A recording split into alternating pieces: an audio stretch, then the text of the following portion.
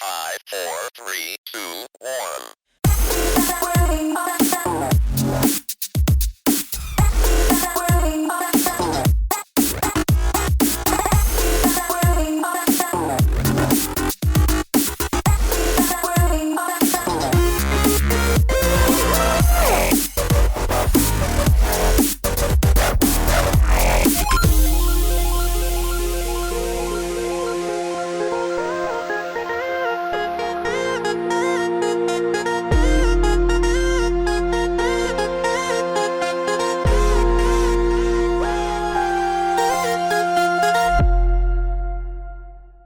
Hello, ladies and gentlemen. Welcome to the LMC cast. We're back once again, and with me today is our usual crew. We have Vija. Good evening. Myself, Urtheart.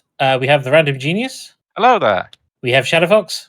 Ahoy, hoy. And we also have Nabal, who is not playing with us today, but he is still joining us in the recording booth. Someone's got to man it. This is true. And today we are playing a game called Smash Up. It's a bit of a silly and lighthearted, but also fairly quick-paced game. The way it works is everyone has picked 2 themed decks. So we'll go around the table and see which themes we've got in a minute. But the idea is you smash them together and make one deck with 2 different themes in it. And you use those to capture bases by playing a minion card and an action card every turn. But all of your cards also do extra stuff. So, for instance, and I'm going to let you see this card anyway, I have a minion here, which when I play it, allows me to play an extra action card or draw a card. So I can pick one of those 2 to do when I play it. The bases also have features. We'll go through the bases when we are about to start. But yeah, let's go around the table and see who's got what decks. Vija, what deck have you got? So the 2 decks I have chosen are Steampunk and Misatonic University, which if you've ever read any of, and his name's gone from my head, H.P. Lovecraft. H.P. Lovecraft's works, Misatonic University is one of those that features heavily. As a note as well, I've just been reading through the cards for this deck, and I get an extra side deck to draw upon. So yeah, make sure you draw that. Yeah, so I've just pulled that out, and I'm just putting it in the left-hand corner down here. I may have played this once or twice before, for reference of others, so I think I just ended up picking a complicated deck. At least you're slightly more experienced with this game. I haven't played it in over a year, but sure, let's go with that. Shadowfox. Yes, well, my knowledge of this game is absolutely zero. I've gone with a dinosaur and not Transformers deck. What they call the Charge Bots, I think they were called. Legally distinct Transformers. Yes, the Legally Charge distinct Bots. transforming robots from another planet. Who, surprisingly, the 2 decks actually, just going by some visuals, mesh together surprisingly well. Oh, yeah, that could be interesting. So the idea is like all of the themed decks have something they're good at, and it's a case of, hey, do the mishmash of the abilities work together well, or are they just going to cause complete chaos? Knowing us, it's going to be the latter. I'm just looking at the art and thinking, yeah, that looks like a transforming dinosaur or something similar. Random Genius, what have you got for your deck? So I've gone for a fairly traditional deck to start things off with. So I've gone with a deck of dragons. And then I've combined it with disco dancers. So effectively we've got disco dancing dragons as part of my deck. Only because I stole the other deck you wanted. That is true. And then I stole the deck that you wanted as well. Yes. I wanted the steampunk deck off of Vija when we were picking originally. Yes, great minds think alike. So what were the decks you were wanting to go for? You were going to go for Dragon Steampunk. Steampunk Dragons. Steampunk Dragons. And I was of the same mindset. So I think we've all come to a compromise. Steampunk is awesome. Yes. Where I have fairy sharks. Because, that's what sharks needed, was a little bit of pixie dust. A little bit of fey magic. So yes, we'll be playing 1 minion, we can play up to 1 minion and 1 action card a turn. And we play them either we play action cards to either our minions or all the bases. there are 5 bases, and we play our minions to the bases. The idea is that each minion has a power. When the power of all the minions go over the power that the base allows, the base breaks, and you score everyone's minions. Whoever has the most power gets the first point's worth of numbers. Second place gets the second place worth of points, and third gets third place. There are some bases where coming second is actually better than coming first, but you'll see. So the 5 starting bases we have are Boogie Wonderland, which is worth 4, 2, and 1. It breaks at 21. And the ability here is after a player plays a standard action that affects one or more of their minions here, they can draw a card. The next base we have is Tornado Alley, which is worth 4, 3, 2. After the first time you play a minion here, each turn, you may move another minion to here from another base. Because it has 25 to break, so requires a fair bit. Next place is the Changing Room. After a minion here uses their talent, it gains +1 power to the end of the turn. And that is worth 5, 3, 2, but takes 22 to break. We then have the Homeworld. After you play a minion there, its owner can play an extra minion as long as it has power 2 or less. So potentially play 2 minions on the same turn. That's worth 4, 2, 1 and breaks 23. And the last place we have is Ponyland, because why not? If you have 2 or more minions here, your minions cannot be destroyed by other effects. But that's only worth 3, 2, 1 and breaks 18. So we'll see how it goes. Now, I believe Shadow Fox won our roll-off originally. Yeah. So do you want to go first? Well, I won the roll for choosing a deck. Sure. So I can play an action and a minion. In any order, yeah.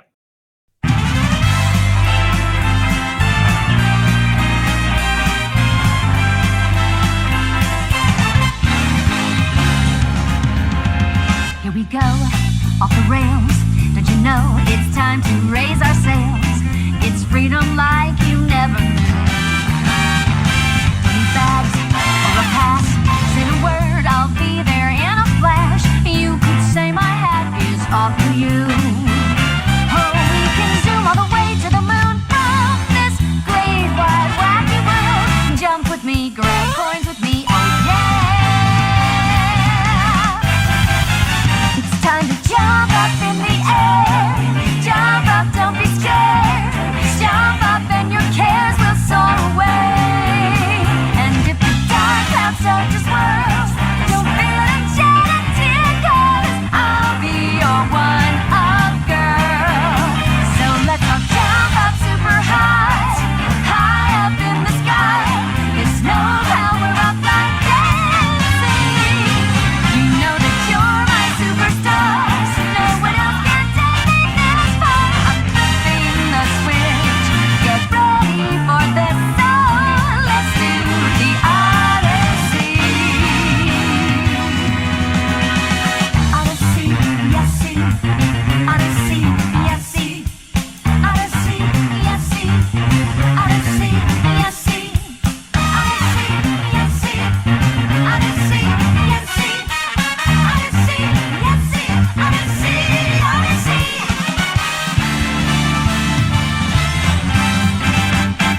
Spin the wheel, take a chance.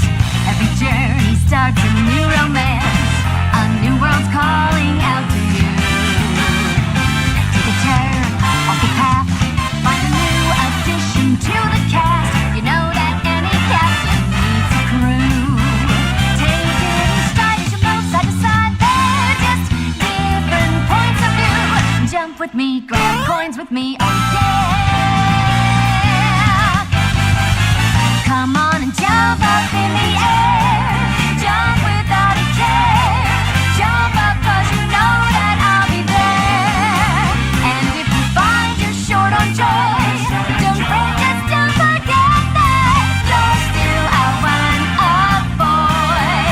So go on, straighten up your cap. Let your toes begin to tap. This rhythm is a power.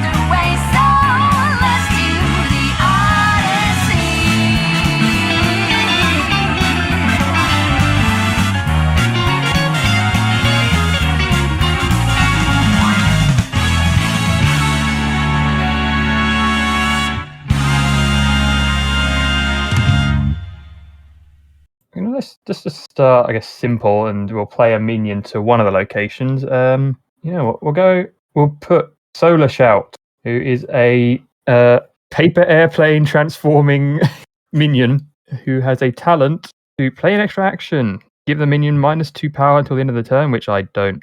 At this think- stage, is like. it's However, nothing. that's its talent, so you can't use it this turn. No.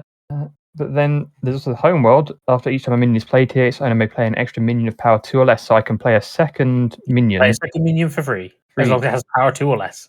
Which, sure, let's bring out the War Raptor, Ah, which is a level 2 minion, which has an ongoing effect of +1 power for each War Raptor on this base, including this one. So it's actually now 3 power, but you played it at 2 power, so that's fine. that's fine.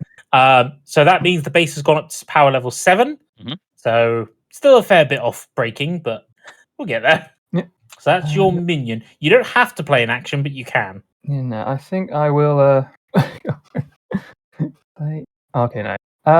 No, yeah, I think that's it for me. Okay. Well, then to end your turn, you draw 2 cards. So I draw back up to 7. No, you just draw 2 cards. Oh, it just happened to So- be conveniently that I. That you played 2 cards. So you can have a max hand of 10. After that, you have to discard down. But yeah, so if you there are a couple of decks which let you play a lot of cards, but that then means you're struggling to draw cards. So you want to pair it with a deck that lets you draw cards, ideally. It's that kind of strategy. Yes. Random Genius. So I'm going to play on Tornado Alley the Imperial Dragon. It's a minion of 3 power, and it has an ongoing effect. After another player plays or moves a minion here, I draw a card. And Tornado Alley's whole gimmick is the fact that you can move minions to Tornado Alley. So it's a nice way for me to get some extra cards when I need them. Yes, and I think Tornado Alley's thing allows you to move anybody else's minion there. That is true. That It is true. doesn't say your minion. So Yeah.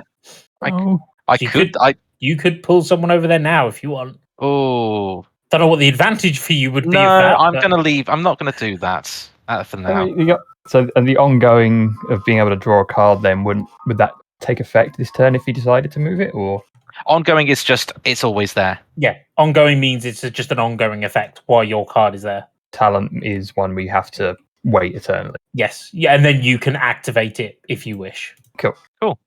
I am not going to play an action, so I just draw 2, and that is my turn. Fair enough.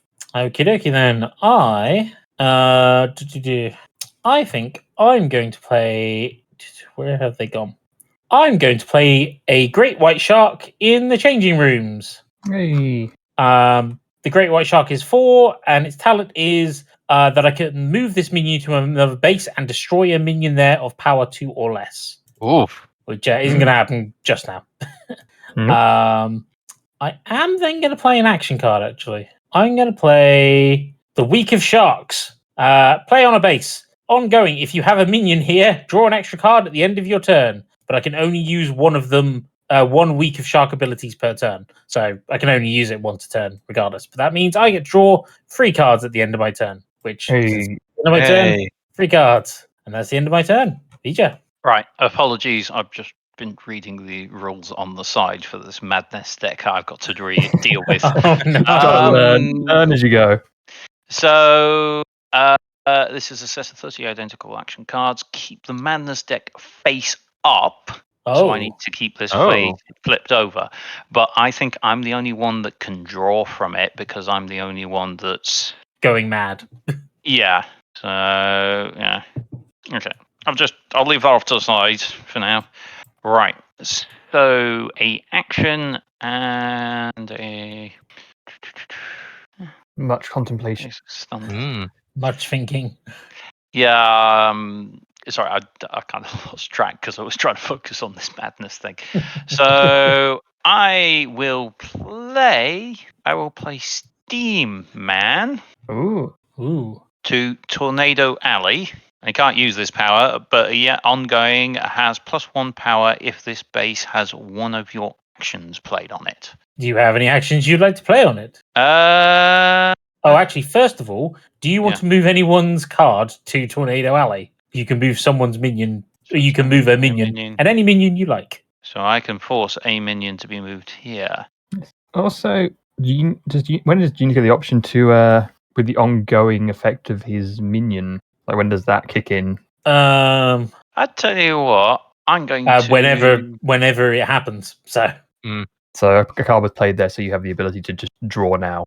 Yeah, I tell you what, I'm going to drag the Great White across. yeah, fair enough. Yeah, because that negates that power there. Until I play another minion. Until you play another card, but it means you can't do it next turn. Hang Right. on a minute, Vija. You played a minion here, didn't you? Yes. Yeah. Oh, I draw a card. You And also then you draw a card for. Yes, and by the way, Yeah. another minion got moved here, wasn't they? I draw a card. Oh no! So that takes the changing room back down to 0, and this is now at 10. So it's getting up there. Right. And I will play the action. Let me put that down. That's so crazy. Draw a madness card. Each of your minions has +1 power until the end of your turn. You may play an extra action this turn. Okay, so your Steam Man is now 4 until the end of the turn. Yeah. I draw a madness card and play an extra action this turn. Now, I should point out the wording is careful. If it says you may, you can choose. If it says you must, you have to do it. So I choose to play the action card I've just received to draw 2 cards or return this to the madness deck. So I draw 2. So both your action cards go in the discard, I assume. Yeah. And I think that's the end of your turn. That's the end of my turn. So your Is it Steam Man draw- returns to 3. Yeah, you still draw 2 cards. I still draw 2 cards at the end of the turn. Yep. Okay, so I am building my options. Yep. Shadow Fox. Yes. Okay. You know what? We're going to place a War Raptor onto Ponyland, Ooh. which, given its ability, so against 1 takes 3. So you just every War Raptor in. Oh no, on this base. On this on the space, yeah. And the benefit of Ponyland is if you have 2 or more minions here, your minions here cannot be destroyed. I'm going to play an action.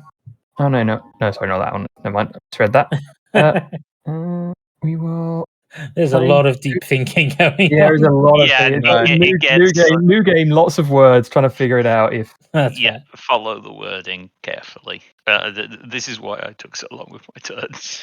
I'm attaching this action to Solar Shout, So play it what on a is the minion. Ongoing, if an ability would affect this minion, destroy this card, and the ability does not affect them. So Solar Shout is basically Claw. And guns. it's an Anki with I can a see bunch of gun turrets on its back, artillery shells. It looks like. So this is technically a dinosaur card played on a what they call a robot, basically. On a charger bot, yes. Charger bot. So, and you can do that. That's perfectly fine. That's the whole idea. Which means that we've now got a robot with dinosaur weaponry on it, I guess. Makes sense. Yeah, Context. it is protected. Yeah, Yes, this is true. it's a deck that kind of meshes not too bad. Hmm. But Oh, yes, cool. so that would be the. I've done my 2. I will draw 2. There we go. You do. Yeah. So that's your turn. Yep. Random Genius. Right. So I am going to play an action on Tornado Alley. Okay. That Okay. action is. Actually, do I want to do that? Actually, yeah, I'm going to play on Tornado Alley. Bring down the walls. Oh. Before a base scores, I can play a minion here. Oh, that's handy. So it means that if he's just shy of winning points, he can just go, I'll play. And it's a May, so if he's already winning, who cares? He can just Yeah. No, that's a good play. And what I'm also going to do is I'm going to play a minion, and I'm going to play a Diva in Tornado Oh. Alley, which is an ongoing action once a turn. When a standard action directly affects one or more of your other minions here, I can choose this minion to be affected the same way. Okay. Oh, okay. interesting. For those listening in, I hope you're not completely lost yet, like I am. What's so confusing about a dragon that's also a diva? Well, it could be argued. To be fair, all dragons are somewhat of a diva, right? Anything else, randomisers? That's it. I have to draw 2. When does the hand limit come into place? 10, it said, wasn't it? Yeah. But when does it come into place? As in, I will need to when look do that I when do I reduce down to 10? Is it immediate or is it at the end of my turn? I'll need to look that up. I don't know off the top of my head. Fair enough. Doesn't affect me because with 2 it brings me up to 10. But I just want to be absolutely 100% sure. And I'm assuming you didn't want to use Tornado Alley's ability to drag another minion here. Also 13. Not yet. No. Not yet. Not yet. Not yet. It's a good way to tip things over. It is. You just want to score. And because, Yeah, go for it. No, and because you place a minion here, an action here, whether it's you can dump an extra on here, you're essentially locking it up to win. Yep. So first thing I'm going to do on my turn, I need to actually double check if actions are also use up your action card. I don't think they do, but I will double check that at some point. Start turn play cards. Minion actions. Oh no, so I can use a talent once per turn on top of my 2 cards. So I'm going to use Great White's talent to move him to another base. So he's moving back to the changing rooms. Needs to change up again. Yeah. So that base goes back down to 9, and this base changing rooms go back up to 4, which means I get my extra draw. But I am going to play a card, and I'm going to make my Great White Shark ride a ladybug somehow. So that prevents him from being destroyed. And on a turn, I can also use the talent of that card to transfer the ladybug to another place. Additionally, I'm going to place a Hammerhead Shark in the homeworld. Which, as I've played a minion there, I can play an extra minion of power 2 or less. So I'm going to play the Fairy Tinks there. And I can transfer any action played on another minion to this one. Oh. So that could be interesting. That could be. I still think I can play... No, that's everything my turn. So I draw 3 cards because I have a shark in my Shark of the Week area. And that is the end of my turn. Vidya, you're up. Decisions.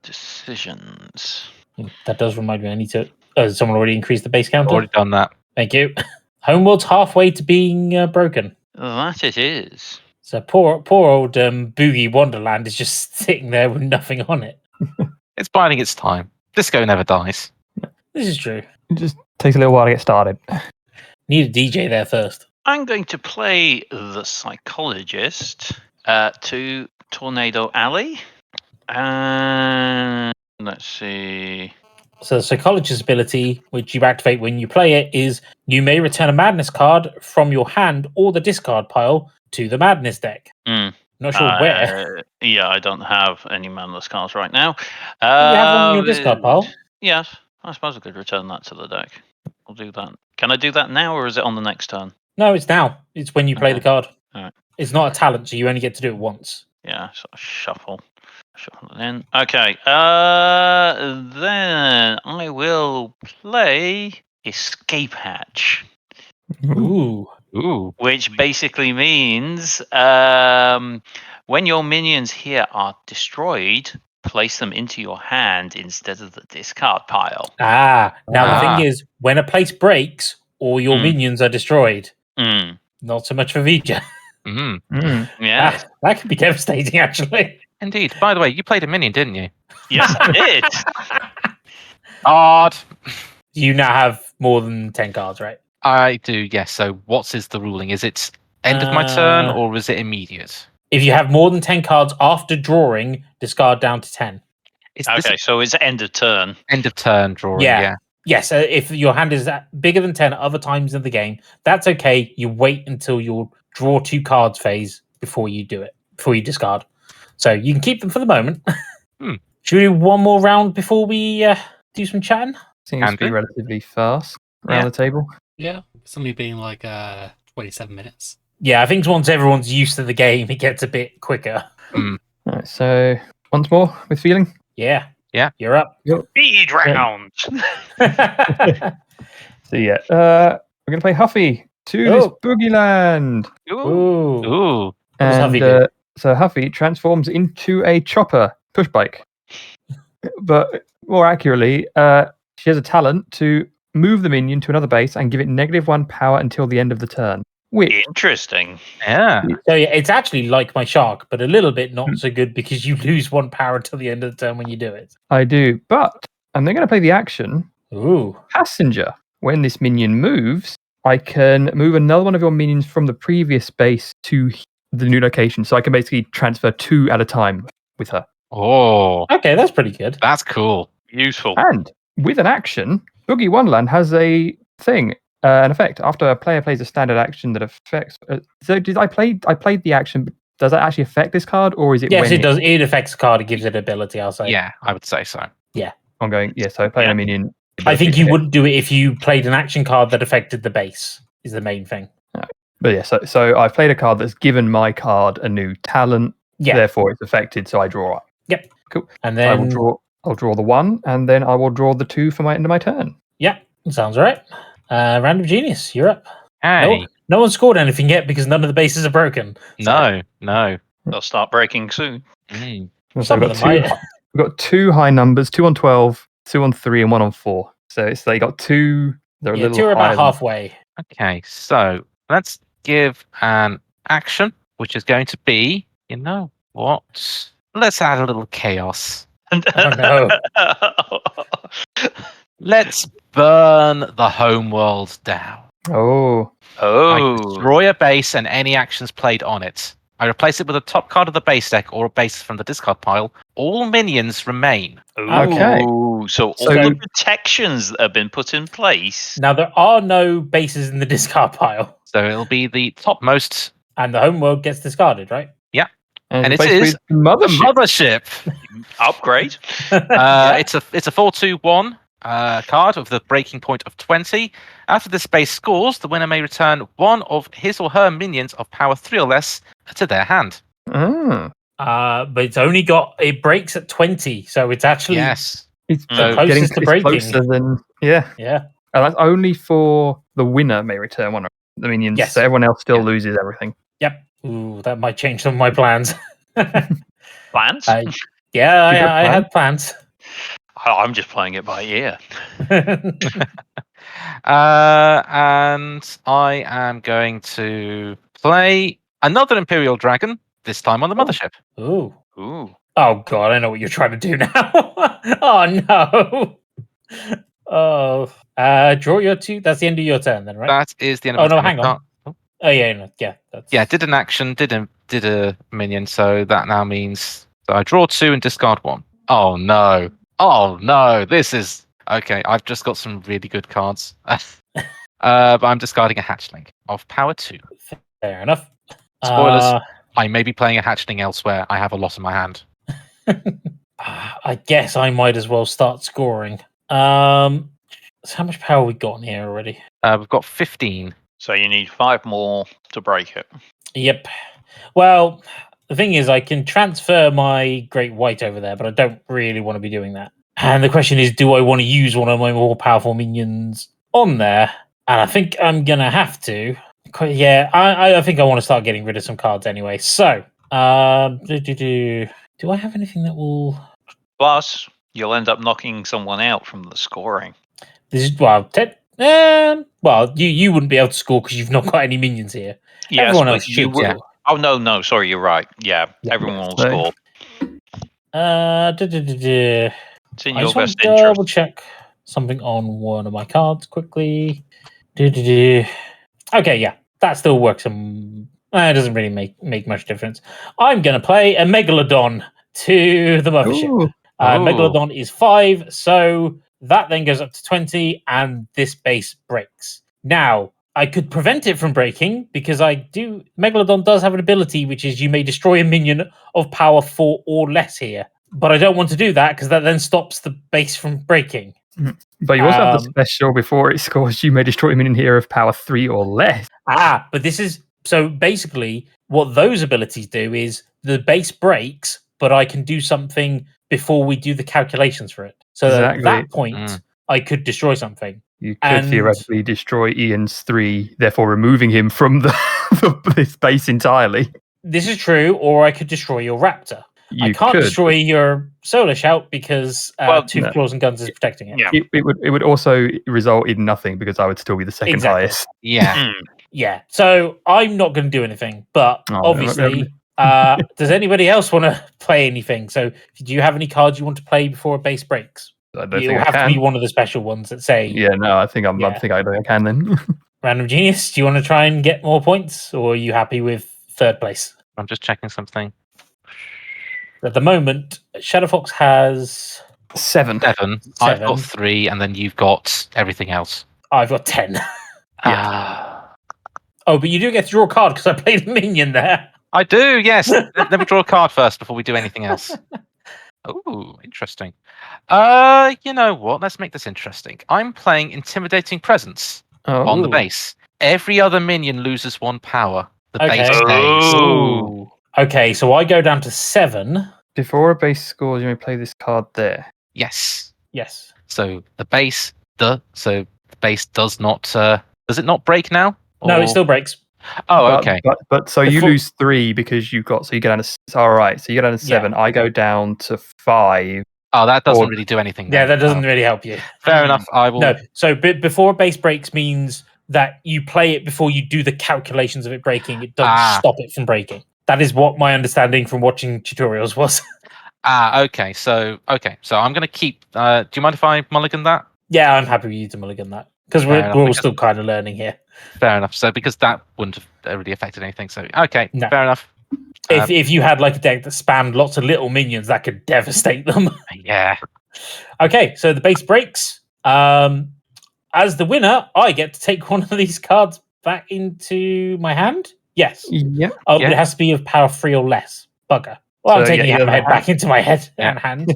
But that I still counts totals. So I get 4 points. Shadowfox gets 2. Yeah. And I get the 1. Yep. And all of those cards get discarded, including the base. So we need new base. Our new base is the Central Brain, a 4/2/1 base of breaking point 19. Each minion here has +1 power. Oh. So just power up your minions there then. Yep. Okay, I can still technically play a action. Can you? I thought base breaks at the end of the turn. Oh, does it? I don't know. Does it? Probably. I don't actually think there's an action card I want to play anyway. So Ah. 1, 2, 3, 4, 5, 6, 7, 8. Bollocks. You know what? I am, however, going to use the talent of my Great White and move him to Disco Land Go land. Woo. with the Ladybug. So I'm only drawing 2 cards this turn, which is good because if I drawed 3, I'd have to discard one. And that is the end of my turn. So that was a bit of a longer turn, but explains how base breaking works. Vija, sorry. Fine, I was kept out of it this time. And you're still thinking. Yeah. Okay. I am gonna boost this one by placing the professor here, and his talent is discard a madness card. If you do, you may play an extra action and or an extra minion. Ooh. Ooh. I don't have a madness card right now. You can't use it this turn anyway. You'd have to wait Yeah. until next turn. By the way, did you just play a card on the Tornado Yes, Alley? I did. Excellent. I draw a card. By the way, did you have an action on Tornado Alley? I do have an action on Tornado I have an Larry. extra one for your Steam, man. Yes, you got a very good Yes, point. this is true. It should be on there. So this Yeah. base is actually getting close to breaking. It's on 18 out of 25 now. Right. And then I'm going to play Scrap Diving. An action card from your discard pile into your hand. Ooh. So I'll put That's So Crazy back into my hand. That's so crazy. Oh, this is going to be a very interesting combination deck, I think. I think so as well. And is that You the end of your assume turn? that's my turn? You're assuming I am playing this right. Okay. None of us know either, so Mm. don't think you're worried there. Cool. Anyone wanted to start in particular, or shall I go first?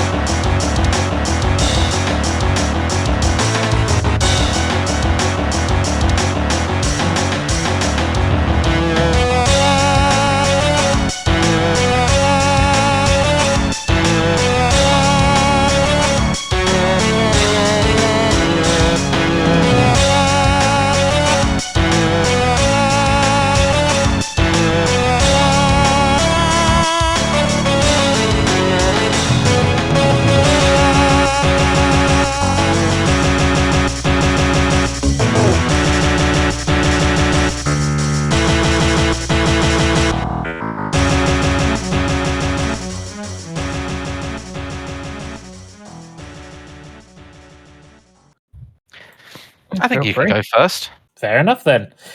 So I'm actually going to start off my discussion with a movie, which I don't do very often because I don't tend to watch movies. But Interesting. I bought a DVD while buying supplies for when I had a free fillings done and just wanted a movie to watch to recover. So you know what? I bought the movie that I thought, there's no way this is going to be unhappy. Super Mario Bros. The movie. Oh yeah. Oh, Okay. good. So has everyone else here watched it? No. to double check. Wait, No. which one? The recent one. The Okay. Illumination one. Okay, go. It's technically. Fair enough. But Random Genius, you've not seen it yet. I've not, no. Okay. I won't do too many spoilers, although let's be honest. I mean, I think you can guess what the plot is. There's a plumber. Bowser is up to some form of nefarious deeds and or is willing to go go-karting. I don't think Bowser goes go-karting in it. There is go-karting in it, though. That's in the trailer, so that's Yeah. fine. So, yeah. I think my first thoughts are, did I enjoy it? Yes. Was it fun? Yeah. I will say one criticism I had is it felt very short. I could have gone and actually looked up what the runtime was, but I think it's under an hour and a half. It's a very short movie, which is kind of good because you don't want those kind of things to outstay their welcome. But by general movie standards, yeah, it just felt like it was very short. And as such, it also felt like it was very rushed in places. I don't know if the other people that've seen it have agreed with that or not. I wouldn't disagree. It didn't have much slack in it. I mean, there was one bit that I think they could have cut, but I was quite glad they didn't. Mm. And all I will say is peaches. No, I don't think you should have cut that bit because I think it flows quite nicely with the bit afterwards. Yeah. Especially with the references they use. So this is the other thing I think that's a big thing with this film is there's a lot of direct references, which is both a good and a bad thing because if you are a massive Mario fan throughout the years, there is so much nostalgia for you there. And this is where I think the movie falls a little bit flat for me because I don't have that nostalgia. I get most of the references, but they don't do anything for me because I'm not nostalgic for them. I think the biggest nostalgia areas are the stuff around the Donkey Kong area because there's a reference to Donkey Kong 64, which might come up later, with one of the characters from there getting a cameo. It's a very small cameo, but it's one of those nice little touches. But I do wonder if it's hard for me to say that I don't know if someone who doesn't know Mario very well, whether this will grip them or not. It's something I'd be intrigued to see. But overall, it was fun. But obviously, a lot of it is because of the characters. Chris Pratt was okay, I think is the best way of putting it. I don't think he was bad in the role, but I also feel like he was the weakest voice in it. Again, feel free to disagree with me if you wish, anyone that's watched it. No. Is that a no, you don't agree, or no, you agree with me? No, I will agree with you on that. I remember a particular interview when it was really first announced that he was going to be Mario's voice, and it felt very much like he had a gun off screen pointed at him, just with the way he said everything. And it's like, why are you doing this? You don't even do that good of an Italian impression. I mean, it was better for the movie, but yeah, I don't think it was an offensive Mario. And I understand why they want to bring, star talent, because they want to get all the kids watching it who recognize Chris Pratt. I get that.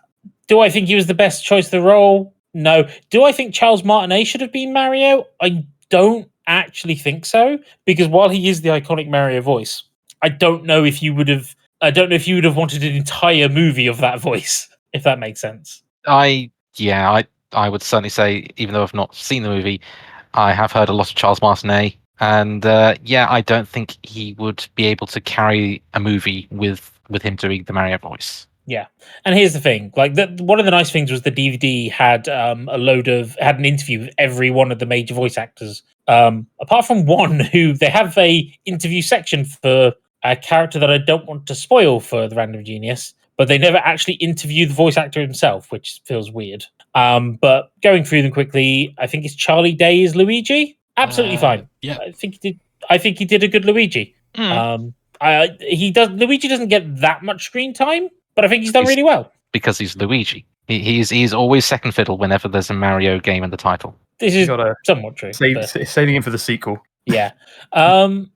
Peach. So Peach is very different to her game counterpart. I think like for a that movie, difference. I do. I think it suits the movie. And I think the interview with the voice actress, I think there was a very conscious decision to make her a more modern female. And I think that's fine.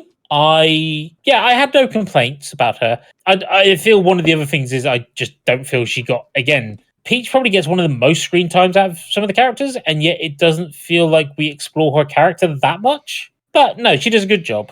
And then I'm forgetting other voice actors' names. Guy who plays Toad, Keenan.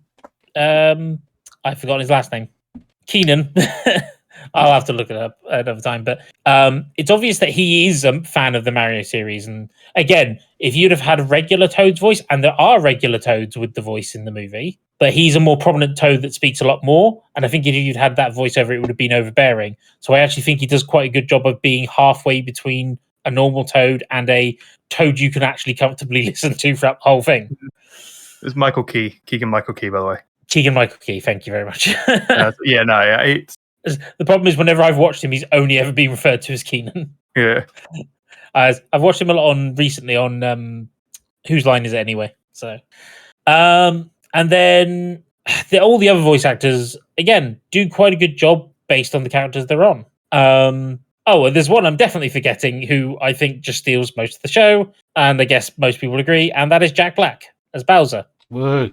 Yeah. Yeah, from what I gather, yes.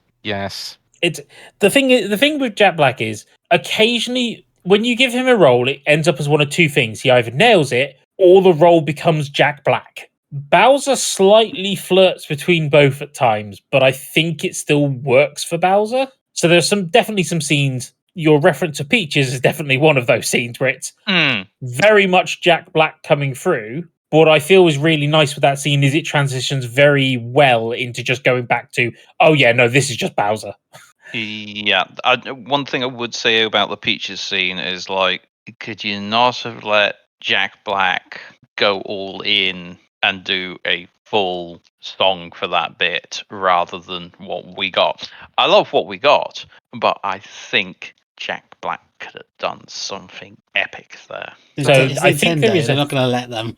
That is true. Although I think there is a longer version that they uploaded to YouTube. Yeah, I think a longer version was released on YouTube or whatever, and it did hit the Billboard chart. And and again, it kind of fits well. Again, Bowser's one of those voices where I had a voice in my head from voices you've had of Bowser, and I'm specifically thinking Bowser's Inside Story Bowser, but that's too deep. In fact, I think Jack Black's one of the few voices where they've made it less deep. They've heightened it a bit, and it suits it still. Whereas everyone else, I think, had to be deepened. But yeah, no, Jack Black definitely steals the show, but at the same time, he just works really well as Bowser. And again, you can tell he's got love for the original source material, which helps. I think that's where you notice the big difference in the actors is the ones that already had their vision of the character and knew the history. Again, Donkey Kong's a good one because Donkey Kong's a weird one because has he had a voice? Kind of in the cartoon, but is that the voice you want? The old shows aren't always necessarily the best starting blocks to go from. Yeah, and then interestingly, he has actually had quite a lot of different voice actors through the years. Even though the voice would just be like okay and stuff like that. Oh, banana. Well, I don't think that's actually Donkey. I think that's like an announcer when they do the gold banana thing. But then, like, I know he's got a much lighter voice in Punch Out, where he's like, ooh, he sounds more like a chimp. So yeah, Super Mario Bros. Movie. So I ended up paying, I think, £9 for the DVD because I got £1 off from Tesco Club Card. Hey. Do I think it's worth £10? It's a bit short, but I think it's worth a watch. Yeah, for reference, it's 92 minutes long. Okay, so it is an hour and a half, pretty much dead on, if you take out credits. So, yeah, it's a good movie. I enjoyed it. Do I like it more than the Sonic ones? The problem is I have more nostalgia for Sonic, so I don't think it's a fair comparison, to be quite frank. So Also, one's live action, one's animated. You're going to get different setups and everything else with that. So yeah, definitely.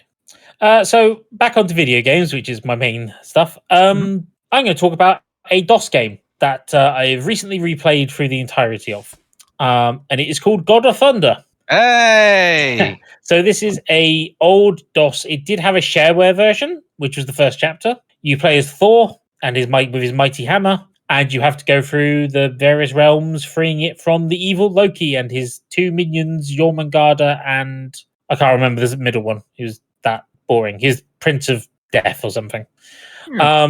It's a really old. It's definitely, typical of really old DOS games. It's got bits which are a bit bullshit, difficulty hard, solutions that it's like, how am I ever supposed to figure this out? Like, oh, hey, this man won't talk to me and he's got an important item I need. Okay, well, what do I need to do I need to go and find a dolly for him. Why? Because he's missing his dolly. I was like, okay, where do I find the dolly? I would set a hole somewhere in town. How are you ever meant to figure this? The old kind of logic in these games. Of, the old movie logic.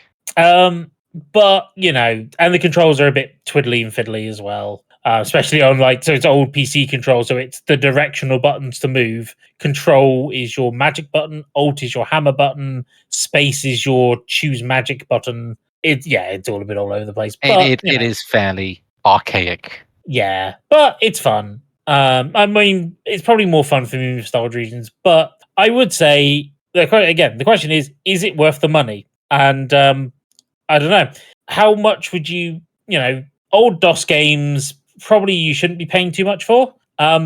Anyone want, apart from the random genius, because I know he knows how much this is, anybody want to guess how much this is? So you got On Steam.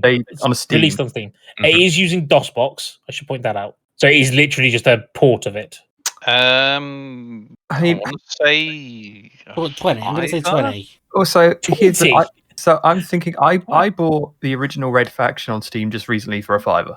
Okay. I feel like it's got to be like around about $5 or so. Yeah, a $5 seems reasonable. And Nabal's going with 20 quid. Just randomly throwing it out there just in case it's absurd. Random genius, do you want to tell them how much it is?